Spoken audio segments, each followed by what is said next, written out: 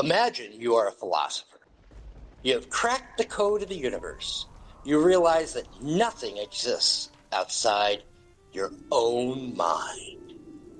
The trees, the streets, the people sitting across from you, they are all just a dream you are having. You are the only real thing in existence. There's a technical word for this, solipsism.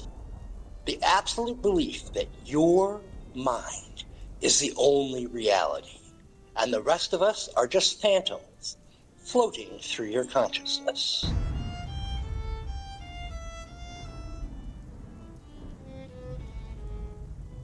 If you are a dedicated solipsist, what is your next logical move? Your next move is to write a letter. This actually happened. A logician named Christine Ladd Franklin wrote a letter to Bertrand Russell, explicitly defending her absolute solipsism. And Russell noted she wrote to him saying she was a solipsist and was completely surprised there weren't more of them. Think about the twisted logic of that sentence. You are so thoroughly convinced that you are the only mind in the universe that you sit down, grab a pen, and write a letter to a figment of your imagination to complain about your loneliness? A bad philosopher writes a letter to a ghost to complain about isolation. A great philosopher declares that hell is other people. But a great dramatist like Harold Pinter, while adapting Franz Kafka, realizes that even if other people are just a nightmare you are having, they can still put their hands on your throat and twist a knife into your heart. Twice. I'm Erin Trommater. I'm Sila Blume.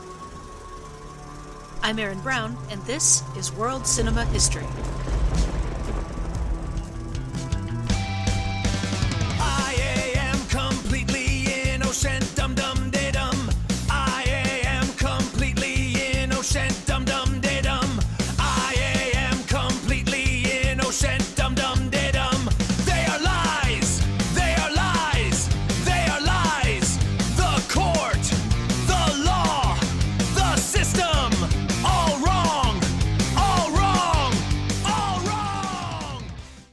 Today we are putting Orson Welles up against Harold Pinter to see who truly understands the architecture of the trap in Franz Kafka's The Trial. Before we begin breaking down the void, let's get some opening thoughts on the two versions of The Trial we watched this week. Orson Welles gave us a towering expressionist vision, visually overwhelming, operatic, and unforgettable. The second version, directed by David Jones, with Harold Pinter's screenplay, takes a very different path. I'll be honest with you, for me, the 1993 film by Jones and Pinter is the one that gets under my skin and stays. And remember that name, Harold Pinter. He'll be with us next week, too. Let's hear from Erin and Sila. Erin, last week we watched Moreau navigate the sun-drenched, indifferent absurdity of Camus' world in two different versions of The Stranger. This week, we are dealing with Kafka's architectural nightmare. Looking across all four of these films, where do you see these absurd shifting gears? And looking into my mind, why do you think I connected these films when I scheduled them back to back? I think possibly because of just how absurd while trying to seem normal they all tried to be. Almost laughably dark. They all four had a similar, the world is crazy and we're going to laugh at you if you don't agree, kind of a vibe to them. For the ones this week, I actually preferred the Orson Welles version. Most people do. Okay, good. I'm glad I'm not alone in that. For two reasons. One, the music of the Pinter-Jones version gave it a TV movie feel. It was very overwrought, very, this is dramatic stuff that is happening and you will feel drama at this time. And the other part is Kyle MacLachlan has a weird face. And I keep expecting, anytime I see him, for David Lynch to just jump out and go, "Ha ha! Fooled you! And now here's Isabella Rossellini and a severed ear." Doesn't happen. That handsome devil Anthony Perkins, who never played a weirdo. Oh yeah, dude never played a weirdo. But not once in his entire career. Now, I like Anthony Perkins. His portrayal of Joseph K. Okay, there was an entirely different vibe. That I think they were going for an entirely different vibe. There was a gay subtext. Because Anthony Perkins was gay, but he had to hide that because, it was the 50s and 60s. He had to have the public think he was straight, so he couldn't come out for a very long time. It was kind of an open secret type of a thing in Hollywood. Orson Welles kind of went with that and gave it the vibe that that's why Joseph K. was being persecuted. Here was this thing that is being deemed wrong. We're never told what Joseph K. did, because that's irrelevant to the story. He didn't actually shoot anyone on a beach, so we don't actually have a crime here, unlike last week. So there's no actual crime that we can really put our finger on, and so Orson Welles gave it that as subtext as the crime, because it's not really a crime. In certain places, legally it was, but morally it's not. And so he used that subtext, and you could see it in Perkins's performance. And it just gave it a depth that I appreciated. And I didn't feel that depth with the Jones-Pinter version. I was just annoyed, and it was like... And again, Wells pointed this out, it was like a nightmare. It had the cadence of a nightmare. It felt like, these ridiculous things are happening, but they make total sense in the context of the thing you're watching, but you can't escape it. And it's absurd and ridiculous and stupid, but it makes sense in the context. The Jones-Pinter version leaned more heavily into that, and I didn't like it. It was uncomfortable and unpleasant. Sila Blume, again, psychoanalyze me for a moment, but when you were watching this after watching the two versions of The Stranger last week, what was Eric thinking? I am a little bit nervous to be put in that situation. It's a dark place, isn't it? To me, it's very simple. Two sides. One, both are strangers. Both are being, at least in the stories, put outside of society. Number two, both societies are operating to show the individual that they have the power. I think more in the trial situation, I had to think again and again about the Truman Show. That's not quite fitting for The Stranger. But The Stranger, as you alluded to last week, Camus did not like the interpretation in English of the outsider. I think he has no real, I wouldn't say right, but his understanding of English, I don't think is embedded enough in the culture and the spirituality and the intellectuality of the language to know the feeling of the word outsider, just like the word happy in German does not exist as such as we carry it in the tone when we say it in English. The same situation happens with Der Prozess, which is the original title in German, which not only means the trial, but also means the ordeal. Both films have to be considered heavily based on how you see the titles. Sila, you watched both films and also read the Kafka novella in German. Any thoughts about which film caught Kafka's kind of nightmarish version of the story best? To me, when I first read The Trial back in high school, the thing that I thought Kafka did best, that's how my nightmares are.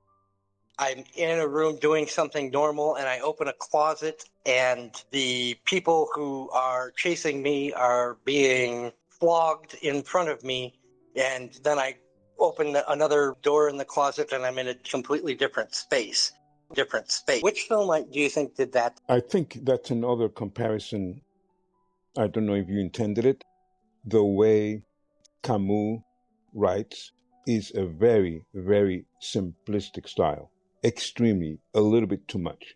for me, for my taste at least. It is not because he doesn't have words to say it more complicated, but because he has the ability to fill the simplistic statements in that novel, make them simple, but that simplicity makes it heavy. And that's obviously not written in German, but the one from Kafka was written originally in German.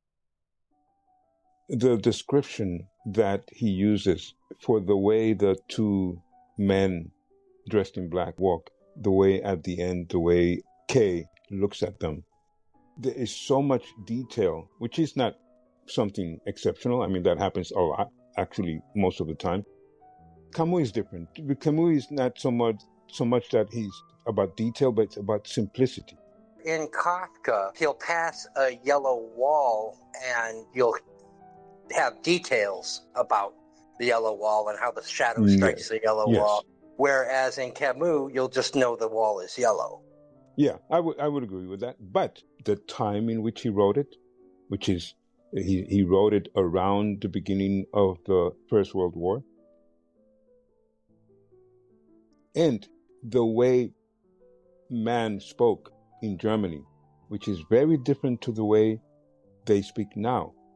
That language, and that is not poetry, but turning into, in German they call that Dichtung, which means also how you spell something.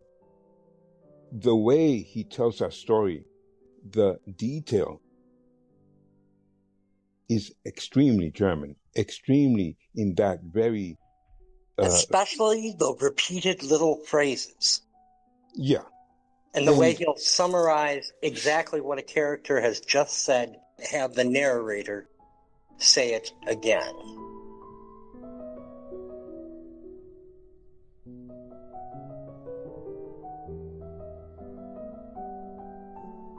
If you came here for my deep analysis of Orson Welles,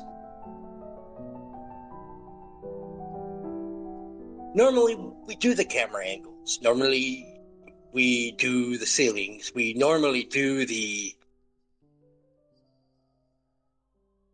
wells. Not this time. We won't. We won't be.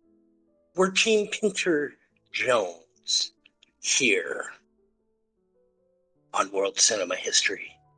Or at least I am. When you listen to the 1993 trial, and I think this is what, Erin, you were missing with the music, you are listening to a comic version of Kafka, a very darkly comic version of Kafka. The musical cues are not set to heighten the drama. They are there to heighten the verbal jokes. It sounds like normal everyday speech, but to Sila's point, if you count the beats of the Harold Pinter scripted 1993 version, you realize that Pinter has built a highly syncopated 8-count grid. The stresses don't land in a clean march. They hit on the second beat, the fourth beat, then suddenly double up on the fifth. And it creates this jagged little acceleration right in the middle of the sentence. It's like, dee-dum, dee-dum, dee-dee. Before the law there stands a guard. The court doesn't want anything from you. It's a brilliant piece of formal deception. The rhythm is kept just off meter enough to pass as ordinary slang, just as the music is kept just off meter enough to pass as standard made-for-television BBC music. It masquerades as natural speech, but it's actually a rigid and mechanical trap, because the language is a hidden machine. The actors have to treat the script like a precise musical score. Look at how Anthony Hopkins delivers the Before the Law parable. He doesn't read it for standard emotional drama. He hits those exact unnatural accents with a cold, flat-faced authority. Before the law stands a doorkeeper. A man from the country comes up to the doorkeeper and begs for admission to the law. But the doorkeeper tells him that he cannot grant him admission now. The man ponders this and then asks if he will be allowed to enter later. Possibly, the doorkeeper says, but not now. Since the door leading to the law is standing open, as always, and the doorkeeper steps to one side, the man looks through the door. And seeing this, the doorkeeper laughs and says, "If it attracts you so much, go on and try to get in without my permission. But you must realize that I am powerful. I am only the lowest doorkeeper. At every hall, there is another doorkeeper, each one more powerful than the last. Even I cannot bear to look at the third one." You hear that precision? That is why Kyle MacLachlan's deadpan lecturing style is the only way to survive the scene. He isn't just playing a straight arrow middle manager, he's protecting the rhythm of the text. If he tries to emote or panic, he'll break the syncopation, and the entire architecture of the scene collapses. The horror only works because the language stays perfectly camouflaged as everyday slang while it quietly seals his fate. Let's look closer at the musical architecture. Pinter was a poet first. He hears dialogue like music, in cadences, loops, and repetition. If you pay close attention to the way the text loops and repeats, you realize that you can almost, not quite, but almost squeeze the most famous and devastating exchange in the entire story into a literal limerick. There once was a man from Peru who dreamed he was eating his shoe. He awoke with a fright in the middle of the night to find that his dream had come true. If you stack the rhythm in those lines back to back, the classic A-A-B-B-A bouncing meter of a joke or a limerick is sitting right there beneath the surface. It flows exactly like this. The court doesn't want anything from you. It receives you whenever you come to. It dismisses you then when you leave it again, for they've already decided to damn you. Now, I promise my head is not completely up my own ass here. Think about how brilliant and deeply unsettling that is. Orson Welles treats this material like a grand operatic expressionist tragedy, and he does it masterfully. But Jones and Pinter recognize the inherent deadpan comedy baked into Kafka's original text. They dress absolute existential doom in the light, skipping cadence of a nursery rhyme. The court isn't cruel. It is structurally unserious. It is a bureaucracy that treats human life like a playground. Sila and Erin, when you compare the two, which one worked better for you? Pinter's sing-song verbal trap or Wells's visual nightmare? The dialogue of the Pinter-Jones version, I didn't pick up on that, on it trying to be poetic.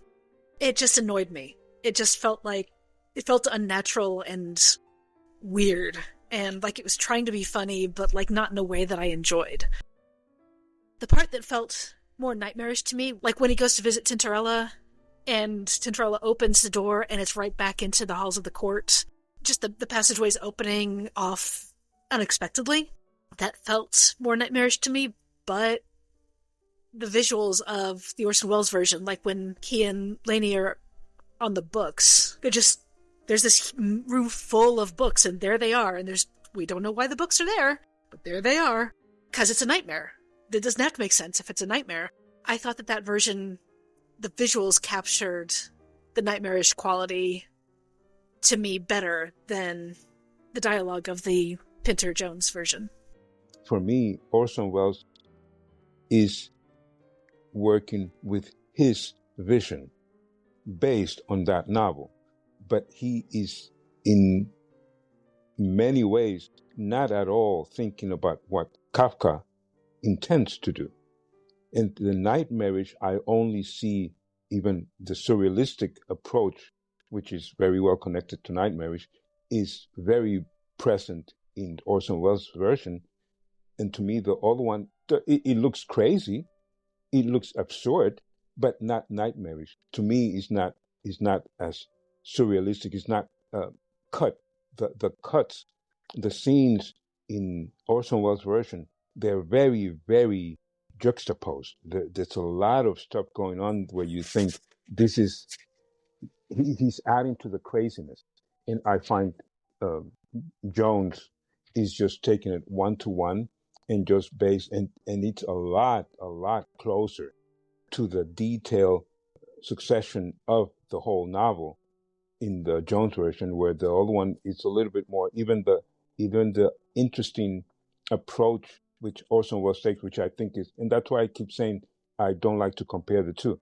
The approach, the idea that Orson Welles has to separate the film from that parable, the one with the countryman trying to enter the law, he puts it as like a caricature at the beginning, and now with this background we'll go into the story, and Jones makes it as what it is. It is part of the situation, which I think is very, very important, and that's why I point out to the lack of comparison or the interest in non-comparing, because they're just taking very, very different approaches to the same idea. When I see the Jones version, and I see that he put, just by that different approach of putting the priest towards the end of the film in context with the Italian business person that comes and he should go with him to the cathedral, that tells me even more that this is similar to the Truman Show. Everybody, just like I read somewhere else, the girls, the little girls, the 3 different women, everybody is the court. And the only person who is not in the system is Kay. Everybody else is. That's why the Italian guy doesn't show up, because he's actually set up to go there, based on the way I calculated, so that the priest can approach him. And again, that is all the workings of the court, just like in the Truman Show. Nothing is done except for that person. Everything is being done for Kay. I would say Jones actually cuts his film in a way that heightens that even more than Welles. And he creates a structural trap. He's cutting movement during the interrogation. He does something that completely violates this kind of standard Hollywood syntax, or what we call film grammar when we're talking in textbook terms. He cuts from one moving camera directly to another moving camera, keeping both in identical mid-shots. One camera is constantly drifting past the face of the silent onlookers while the other tracks the speakers. Because the framing never changes and the kinetic movement never stops, the edit feels completely seamless and deeply uncanny. The camera doesn't belong to the character. It belongs to the machinery of the court. It proves that the act of speaking and the act of watching are locked in the exact same rhythmic orbit. There's no escaping the velocity from the frame. Before Kay even realizes he's on trial, Jones' camera already has shown the audience the terrifying truth. Kay is a man who is always, to Sila's point, being watched. And that works for me. And I'm going to be on record as saying it actually worked for me better than the grand guignol of the chateaus that Welles embeds things in to create this sort of filmic paranoia in his film. Sila, to your other point, I think the two versions, because of the framing of the Before the Law section, which of course Kafka wrote as a separate short story and was incorporated in some but not all versions of the trial when it got published, because of the way that it's incorporated, the two films actually have two completely different morals. Welles is writing a version of the trial that is indicting a system, whereas because of where we frame that line. This door was meant only for you, and now I'm going to shut it. In the Pinter version, it is an internal struggle because the trial is all K. To Erin's point, K. This is about K feeling unnecessary guilt. And we'll get into this when we talk about the philosophy of absurdism and where Kafka got these ideas from in the first place. But where what Pinter and Jones are showing you is someone's internal guilt on trial. What Wells is showing you is an oppressive system. What Pinter and Jones are showing you is a cold and uncaring universe. What Wells is showing you is a very post-Holocaust, post-Hiroshima, Nagasaki, where the system doesn't care about you.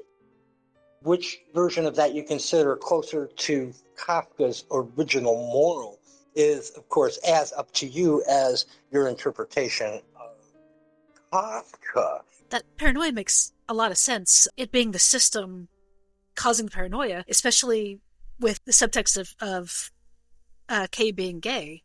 And, like, in the wake of the McCarthy trials, people in Hollywood were being blacklisted because they might be communists. Oh no. It would make a lot of sense for Wells to say the system is corrupt, the system is inescapable, and the system is a nightmare. The Pinter-Jones version had good points to it that I liked, but because it was internal to Kay, it felt claustrophobic. And not in a good way.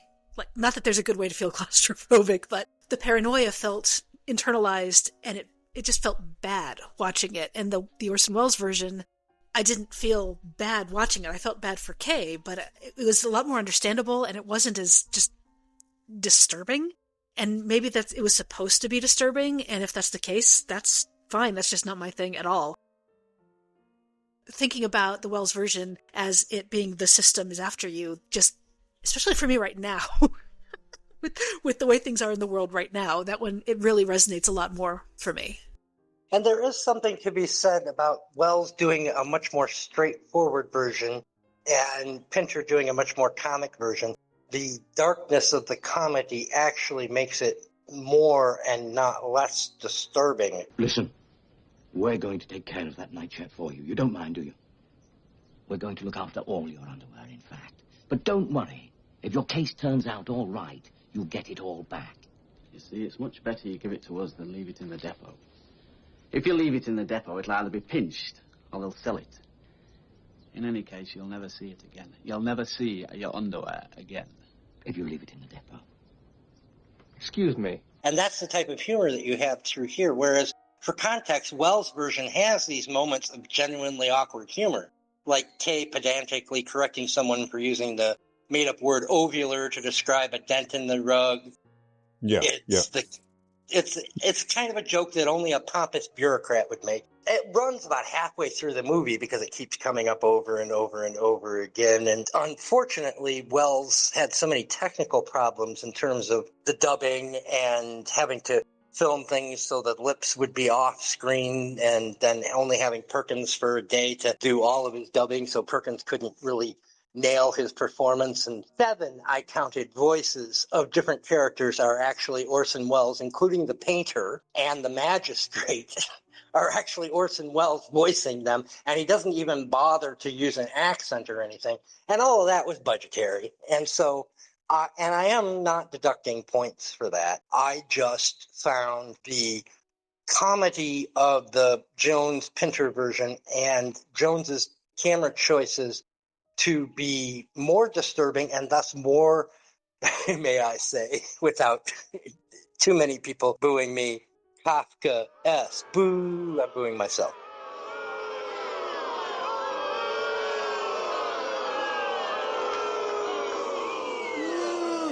I like what you said before about the approaches that Jones takes, or Pinter, and the approach that Wells takes in terms of who is being attacked, who is being analyzed, who is being criticized. Of course, the basis is whatever Kafka is doing, because of the surrealistic cut, the editing that I see, the way I see it with my very simple knowledge or lack of knowledge about cinema and camera works, it takes a lot of place in the drama, in the artistic value of I'm making a film. In Wells' version is extremely powerful, maybe not because it is so impressive, but because it is so typical Wells. At least what I know from Wells, the play with the shadows, Lenny trying to hide behind before she ends up in the bunch of papers on the floor, the shadow of Orson Welles walking around. It's so much art in this film, where I find in the other one is just the story is the only one leading.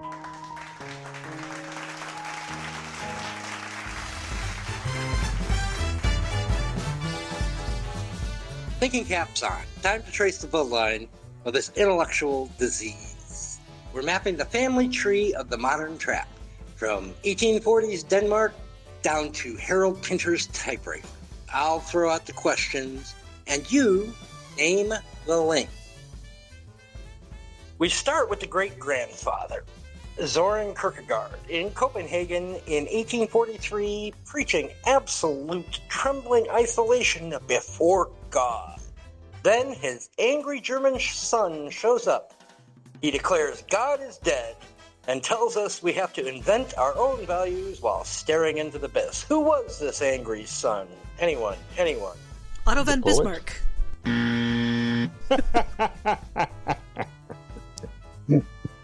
Close enough. It was Friedrich Nietzsche.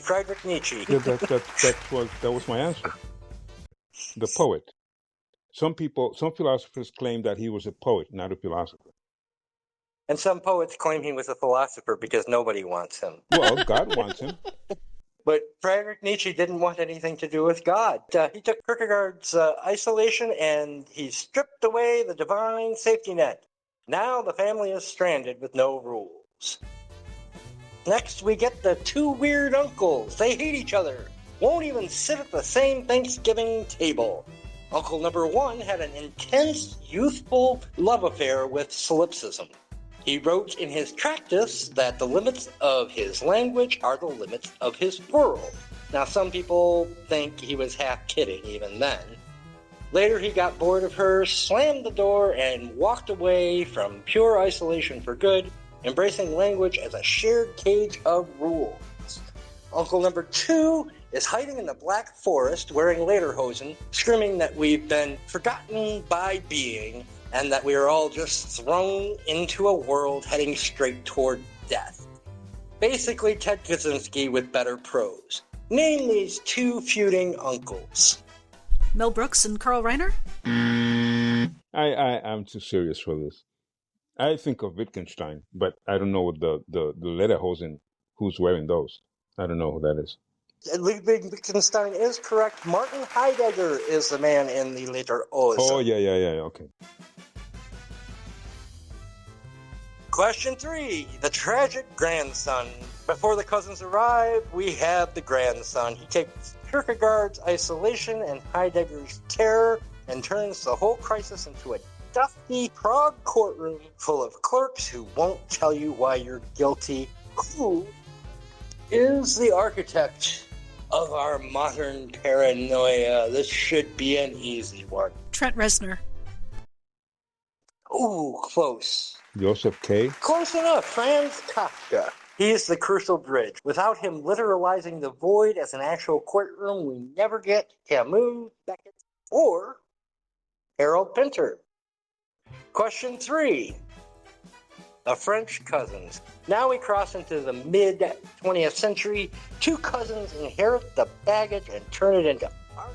Cousin number 1 is the Algerian who says the universe is meaningless and a joke, but we should imagine Sisyphus happy anyway.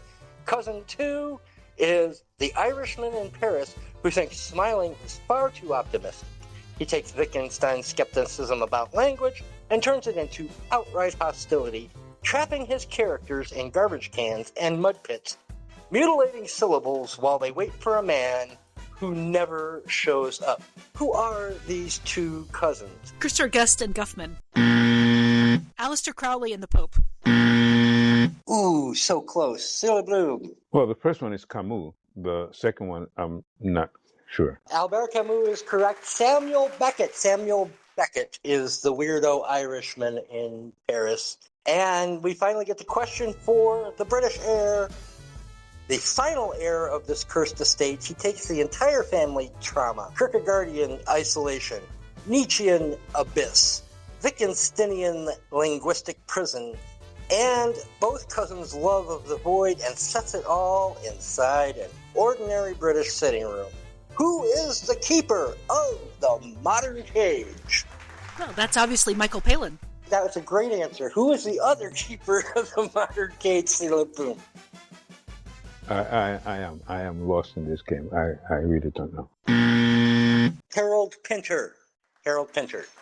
He runs Wittgenstein's Limits of Language through Beckett's brutal minimalism. Boy, that's a mouthful. And gives us the sparse, looping, bureaucratic language we hear in the 1993 film. Pinter didn't just adapt Kafka, he inherited him. Erin, when you look at this whole lineage, does Pinter feel like the logical final boss, or is he doing something slightly different? Well, the way that you've set it up, it certainly looks that way. In fairness, though, that's because I wrote it. In fairness, that's because it's how you wrote it. In reality, I don't know nearly enough about philosophy to argue with you, so I'm going to say, yeah, that tracks. Sila Blume, am I full of shit? No, I know even less about philosophy. Because Pinter doesn't just write dialogue, he writes loops. Let's look at how this functions mechanically in the 1993 film. I must phone a lawyer. Phone who you like. I need a lawyer. I don't see the point, quite frankly. You don't see the point of my calling a lawyer when I'm supposed to be under arrest? What the hell are you talking about? No. All I meant was, I just don't see the point of calling a lawyer. Well then, I won't. Exactly. It's a linguistic erosion. The words stop being vehicles for communication and become a physical barrier. Wells does this with shadows and infinite sets in his own spectacular way, but Pinter does it by making the characters chew on the exact same syllable until they choke on it. Erin, look at Kyle MacLachlan's face during these loops. I know you didn't particularly care for his performance. Do I have to? I just think he has a weird face. In fairness, it is difficult to perform Pinter because of the meter that we were talking about earlier. It is more like interpreting sheet music than it is reading straight dialogue. I love it. I love his performance for that. I think that's fair, but I would have to watch the movie a few more times to get that, because when I watched it, I had to keep stopping and starting it because I was just like, I can only take so much at a time of this movie. And I'm not saying it was bad. I'm just saying it just had a vibe that I didn't like. And I don't think the performances were bad. I don't think the film was bad. I don't think anything about it was bad. It just was hard to get through. I did like that Polly Walker was in it. That made me happy. Great. And surprise Anthony Hopkins. I'm always happy to see Anthony Hopkins. He's just fun. I think that for what it was, Kyle MacLachlan's performance was good. I just didn't like what it was. That's all I can really say.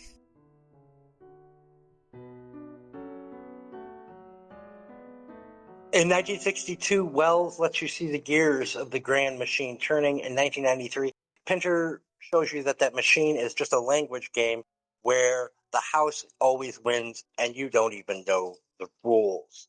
Obviously, the Wells version worked better for you, but which do you think was truer to the novella that you read? I find definitely that Jones is a lot more, I wouldn't say 100%, but he's a lot more committed to not just the novella, but the context in the, let's say, psychological and philosophical mind of Kafka. To me, Wells is determined, and I think I might be correct in assuming that he's very, very in love with himself, Wells, so that he is claiming, I'm not saying that's not true, but he is using the content of the novella to create his own art. And I don't think Jones is doing that. I think Jones is a lot more straightforward, basing the rhythm, many aspects, and the feeling of the city is a lot more closer to what I see in the novella.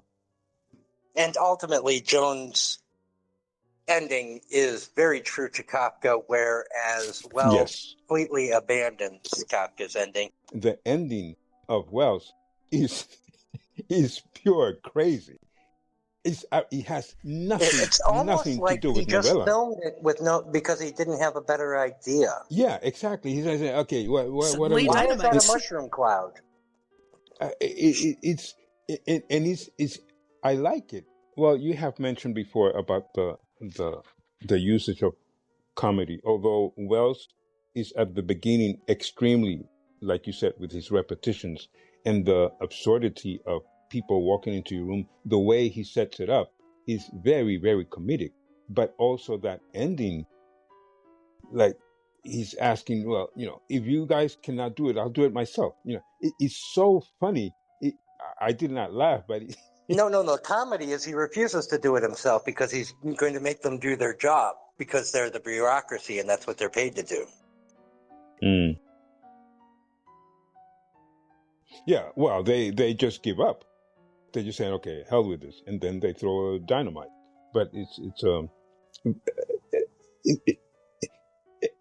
is why one of the reasons I have been trying to read the books, because of this concept that you started with these films. I need to know, and I'll mention that again that I mentioned last week. I like very much the idea, and I'll take this opportunity to express my deepest gratitude for you conceiving or structuring this podcast, namely to think not just about what cinema is, but what's behind it, and to include and give at least me the possibility to say, okay, when we are going to look at these films, like I said last week, are we thinking about the comparisons, who did the best job or who took it this way or that way? But we're also forced to think about the story itself as it was told by whoever created it. And I think that's a very, very different level to criticizing a lot of movies without dissecting it from who wrote it. I just wanted to say thank you for this opportunity to go in this way into certain pieces of art. Thank you, Sila. And by the way, next week I do not expect you to read all 4,000 pages of verses a la Recherche du Temps Perdu. You're welcome. Merci. Here's where I'm going to defend Orson Welles, because Welles does something extraordinary in this film, and that's the first trap he sets with, I think, a brilliant gimmick. And I'm using the word gimmick as a positive here, because I'm saying he had to put a handle on the material, and he did. He distorts our frame so completely that the nightmare becomes visually undeniable, where David Jones and Harold Pinter give us the second trap. They keep the camera flat, distant, and dry. They make the executioners look like boring clerks. Soren Kierkegaard famously wrote that there are two ways to be fooled. One is to believe what isn't true, and the other is to refuse to believe what's true. And that's the ultimate, I think, dividing line between these two films. And because the setting looks so ordinary, Joseph K. falls into the trap of refusing to believe what is true. He refuses to see that the dull bureaucracy around him is lethal until the knife is already turning.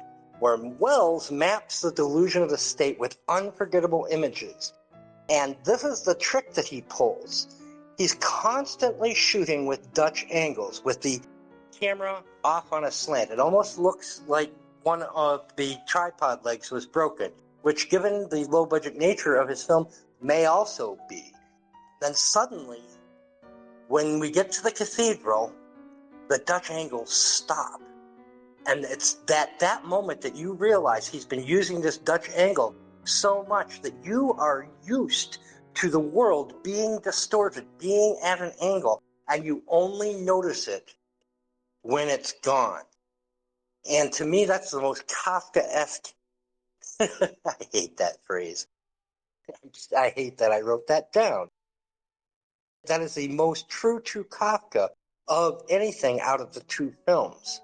And it's even more unforgettable, I think, but what Jones and Pinter do by mapping the denial of the victim with someone quieter, even for me, that is more devastating. That final line, like a dog, straight from Kafka, to me, got under my skin. Whereas at the end of the Wells film, I was asking, is that a mushroom cloud? Did he just put a fucking mushroom cloud in an adaptation of a 1915 novella? You! You dummies! You'll have to do it! You'll have to kill me! Come on! Come on!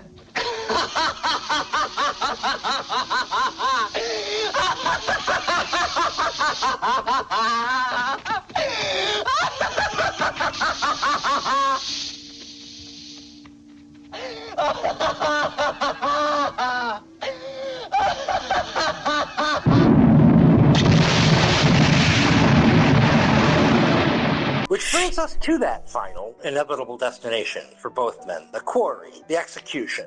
Wells, true to his grand scale, gives Anthony Perkins that explosive, defiance-filled exit where he laughs in the face of dynamite.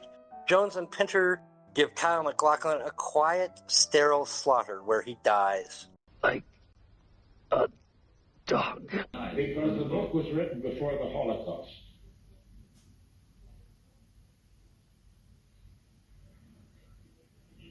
And I couldn't bear the defeat of Kay in the book after the Holocaust.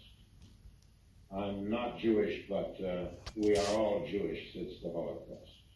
And I think that is the difference between the two. For Jones and Pinter, writing with the cold hindsight of the late 20th century, they recognize that the real horror isn't an explosive spectacle. It is a quiet, sterile, administrative erasure. And that, for me, landed harder. I definitely think that the Pinter-Jones version had the better ending. I mean, suddenly dynamite. It was a choice. The rumor is that Wells had no idea what to film, and he only had Perkins left for one day of shooting, and the prop department came up with dynamite, and he said, "We're ending it with dynamite, people." That feels true. That does feel true. That feels true.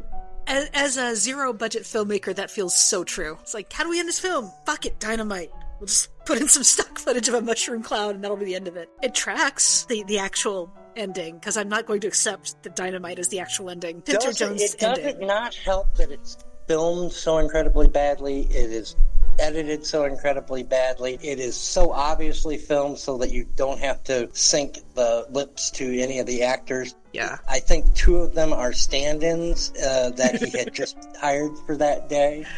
Yeah. That probably doesn't help. Or that Orson Welles is actually voicing one of them. Yeah. I did notice him voicing a few people. His voice.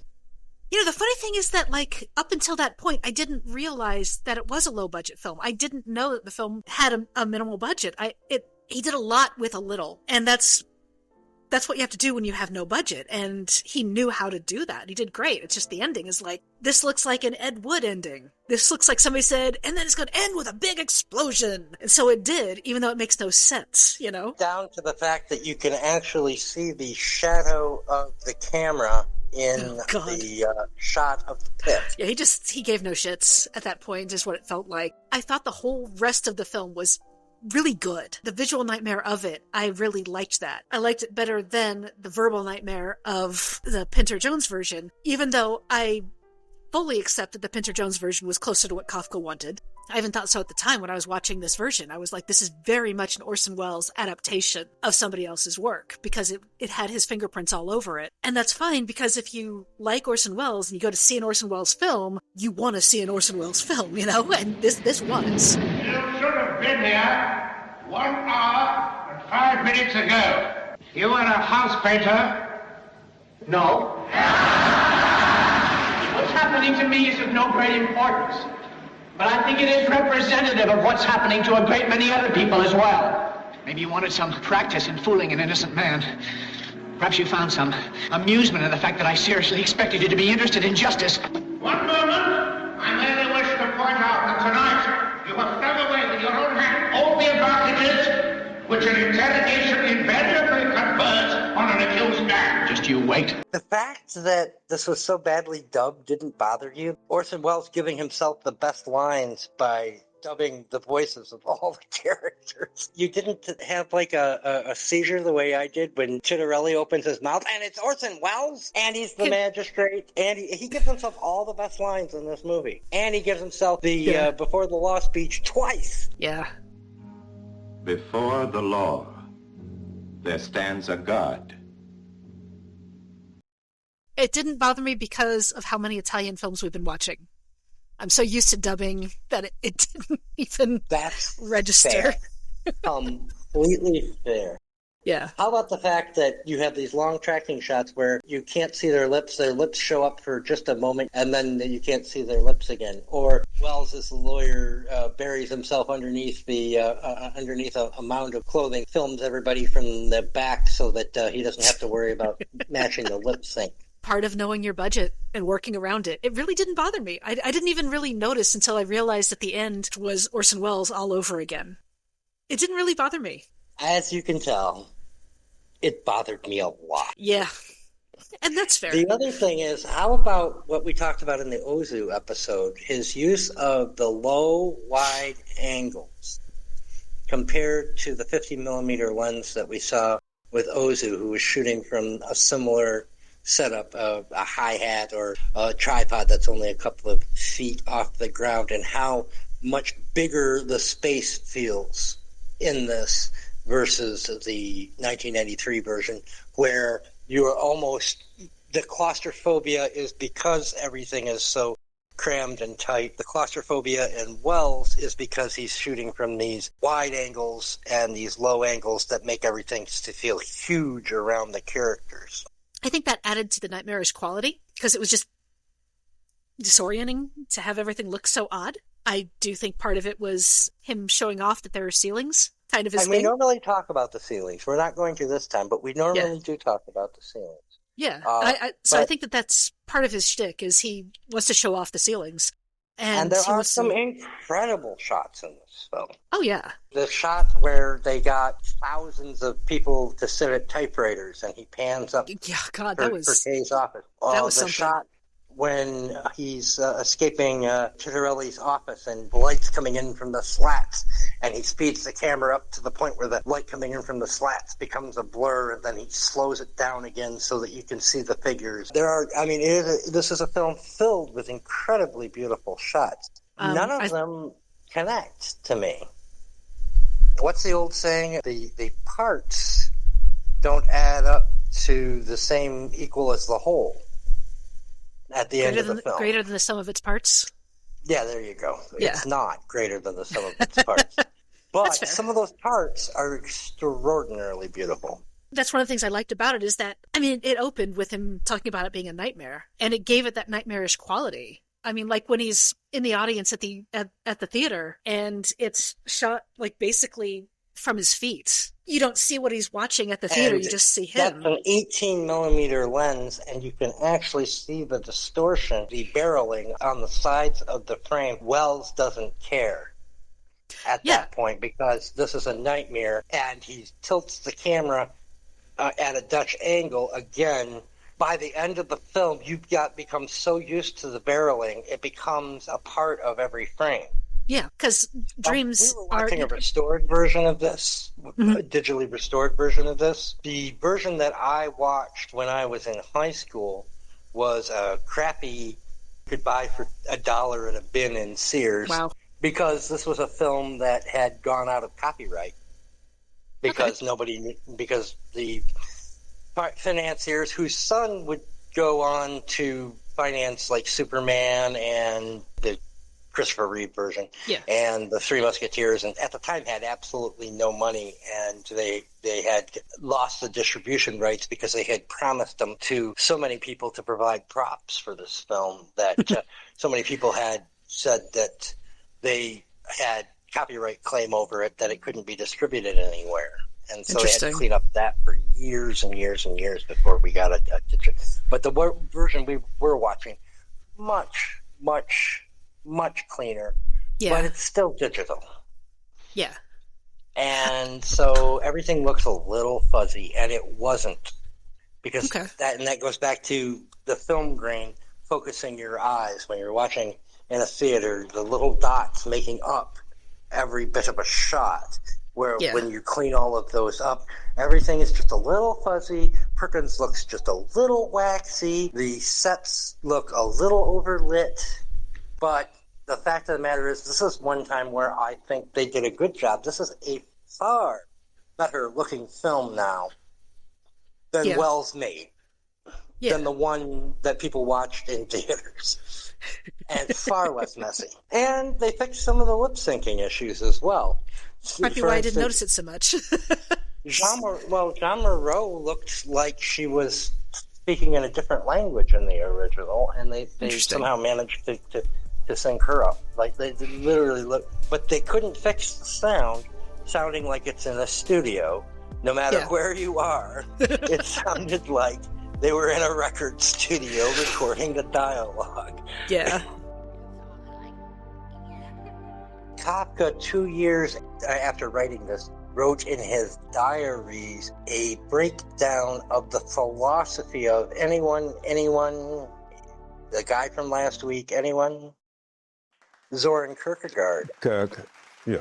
It is obvious to me, to anyone, I think, that absurdism was exactly his aim, and he's talking about the exact same void that Kierkegaard embraced through the leap of faith, and that Camus would later reject in The Stranger. The different ways in which filmmakers, for the most part, Buñuel and several others, and even Monty Python, the different ways in which we play with reality to point out to things that should be questioned. Some of the ways we do that is with surrealism.